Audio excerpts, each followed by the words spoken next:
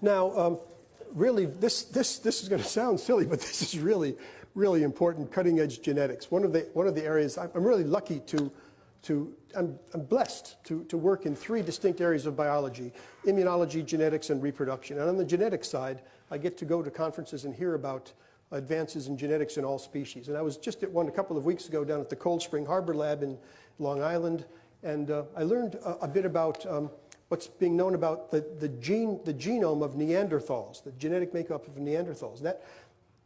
The genome sequencers, led by Svante Pabo, who works in Germany, has taken tiny little fragments of Neanderthal bones, isolated DNA, and determined the genome of the Neanderthal, and used that information to determine, using genetic methods, how long ago Neanderthals and humans were a single species, where the common ancestor was. They've also been able to compare human genomes and ask the question of whether there's any evidence of Neanderthal genes in the human genome. And they found that there is. And the amount is quite significant, upwards of 5 to 7%. Neanderthals used to live in the Neander Valley. You could have called it the Cayuga Lake Basin, but that's where they lived.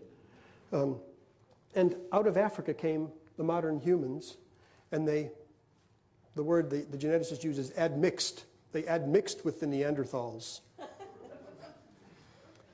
And they all used to live in caves in those days like this.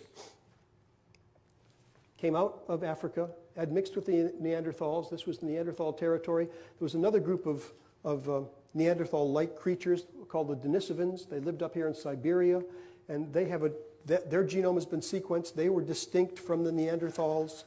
And so you can find in people of European and Asian ancestry evidence of about 7%, 5 to 10% of your genome is common with that of Neanderthals. We've been separated from them for 30,000 years or so. And in some of the tribes in Papua New Guinea and those islands out there, there's evidence for a different kind of genome, which is probably the Denisovan genome. And they might have 7% Neanderthal and 5% Denisovan. So they might be 12 or 15% different from us. And in fact, the Africans who came out from Africa have no evidence of any Neanderthal genes in them. No evidence of admixture. So they're the real pure humans.